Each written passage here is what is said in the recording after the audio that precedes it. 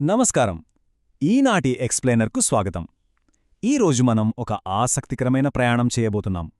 మన భారతదేశపు భారీ పర్వత శ్రేణుల నిర్మాణం దగ్గర్నుంచి అక్కడ నివసించే అత్యంత సున్నితమైన వన్యప్రాణుల వరకు, అలాగే వాటిని రక్షించడానికి ఉన్న చట్టపరమైన విధానాల గురించి డీప్గా తెలుసుకుందాం. ఇక ఏమాత్రం లేట్ చేయకుండా డైరెక్ట్గా టాపిక్లోకి వెళ్ళిపోదాం.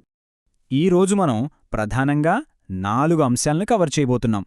కవల కనుమల భౌగోళిక స్వరూపం, తీవ్ర ప్రమాదంలో ఉన్న జీవజాతులు, వాటి సొంత ఆవాసాల్లోనే వాటిని రక్షించే ఇన్సిటు కన్జర్వేషన్, మరియు చివరగా ఎక్స్-టు బ్యాకప్ ప్లాన్. సరే, ముందుగా మన మొదటి టాపిక్ కవల కనుమలు. అదేనండి మన భారతీయ భౌగోళిక వేదిక. మన ఉపఖండం పర్యావరణ వ్యవస్థను డిసైడ్ చేసే ఆ భారీ పర్వత శ్రేణులతో ప్రారంభిద్దాం. ఇక్కడ మీకొక ఇంట్రెస్టింగ్ విషయం చెప్పాలి.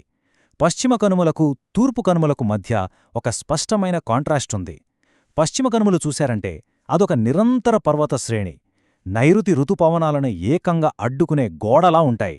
పైగా ఇదొక గ్లోబల్ బయోడైవర్సిటీ హాట్స్పాట్. కాని తూర్పు కనుమల పరిస్థితి వేరు.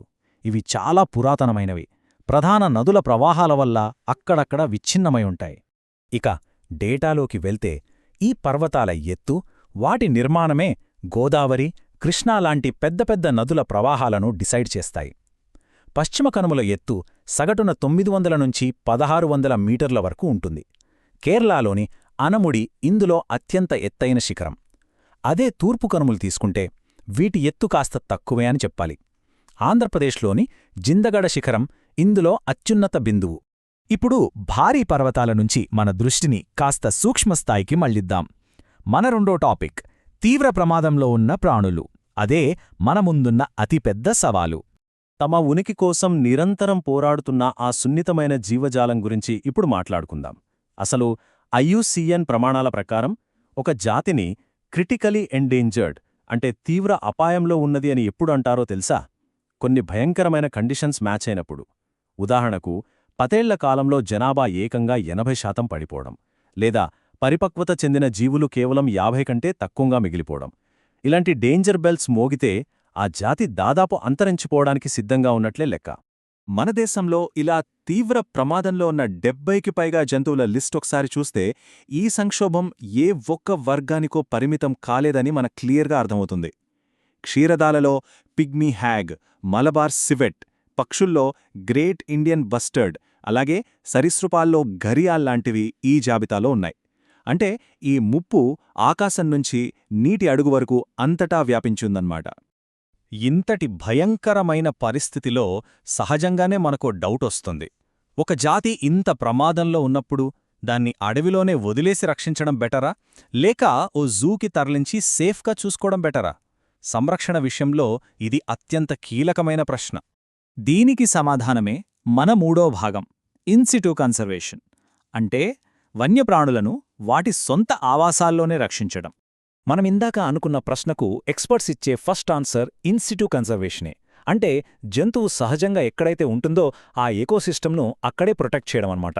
ఎందుకంటే ప్రకృతికి తన జీవులను ఎలా కాపాడుకోవాలో తెలుసు కాబట్టి. కాని ఇక్కడ ఒక చేదు నిజం ఉంది. మన దేశం ఎంత పెద్దదైనా సరే మొత్తం భౌగోళిక విస్తీర్ణంలో కేవలం 5.28% మాత్రమే అధికారికంగా రక్షిత ప్రాంతాలుగా ఉన్నాయి. ఆలోచించండి, ఈ చిన్న భాగమే ఎన్నో అరుదైన జీవులకు ఆశాకిరణం. అసలు వైల్డ్ లైఫ్ ప్రొటెక్షన్ యాక్ట్ కింద ఈ రక్షిత ప్రాంతాల రూల్స్ ఎంత స్ట్రిక్ట్గా ఉంటాయో అర్థం చేసుకోవడానికి ఒక మంచి పోలిక ఉంది. వైల్డ్ లైఫ్ శాంక్చురీని ఒక 5 స్టార్ హోటల్తో పోల్చొచ్చు. ఇక్కడ వన్యప్రాణులకు ఫస్ట్ ప్రిఫరెన్స్ ఉన్నా స్థానికులు కొన్ని పరిమితులతో పశువులను మేపుకోవడం లాంటివి చేయొచ్చు. కాని నేషనల్ పార్క్ అలా కాదు. అదొక ఐసీయూ లాంటిది. ఇక్కడ ఓన్లీ పేషెంట్ మరియు డాక్టర్లకు, అంటే వన్యప్రాణులకు, అటవీ సిబ్బందికి మాత్రమే పర్మిషన్ ఉంటుంది. హ్యూమన్ రైట్స్ కానీ పశువులను మేపడం గాని ఇక్కడ అస్సలు కుదరదు. ఇక నేషనల్ పార్కులు, శాంక్చురీలో పక్కన పెడితే 1927 నాటి ఇండియన్ ఫారెస్ట్ యాక్ట్ ఒక ఇంట్రెస్టింగ్ రివర్స్ లాజిక్ని వాడింది. అదేంటంటే రిజర్వ్డ్ అడవుల్లో ప్రత్యేకంగా పర్మిషన్ ఇస్తే తప్ప అన్ని కార్యకలాపాలు ఆటోమేటిక్గా బ్యాన్ అవుతాయి.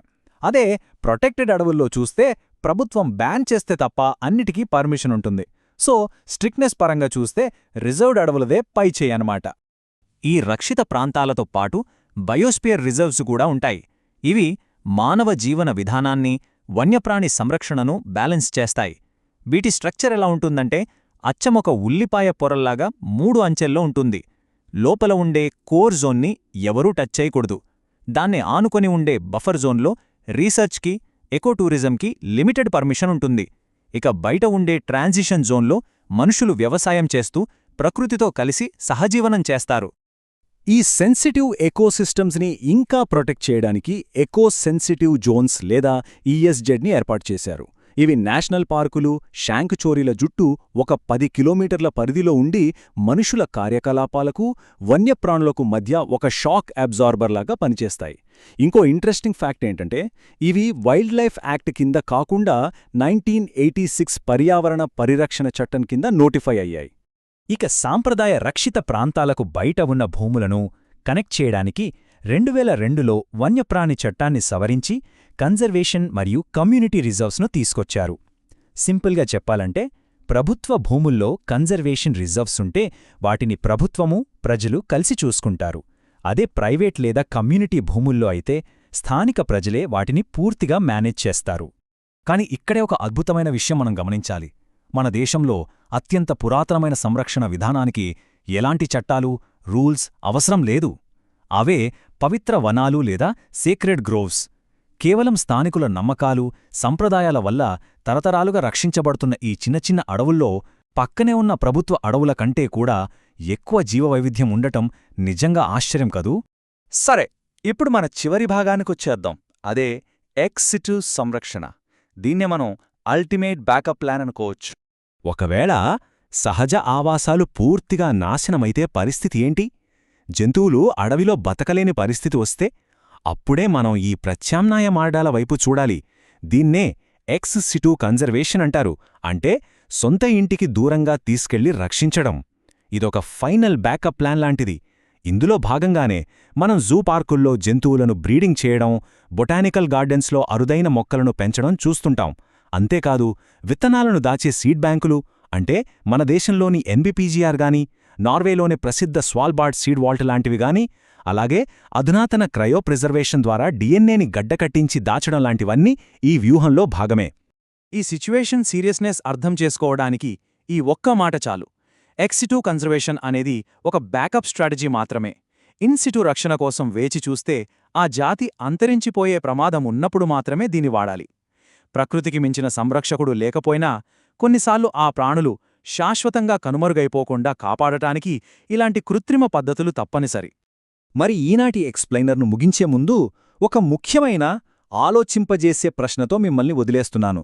రోజురోజుకు వేగంగా డెవలప్ అవుతున్న ఈ ప్రపంచంలో మన దేశ భౌగోళిక విస్తీర్ణంలో కేవలం 5% మాత్రమే రక్షిత భూమిగా ఉంది. ఈ మాత్రం దానితో ఇన్సిటు, ఎక్సిటు ప్రొడుతులు మన ఉపఖండంలోని ఈ అద్భుతమైన జీవ వైవిధ్యాన్ని కాపాడగలవా? వేగంగా విడిపోతున్న అడవుల ఆవాసాలను ఇవి ఎంతవరకు నిలబెట్టగలవు? ఇది మనం తెలుసుకోవడం మాత్రమే కాదు, బాధ్యతగా ఆలోచించాల్సిన సమయం. మరో ఆసక్తికరమైన ఎక్స్ప్లెయినర్తో మళ్ళీ కలుద్దాం.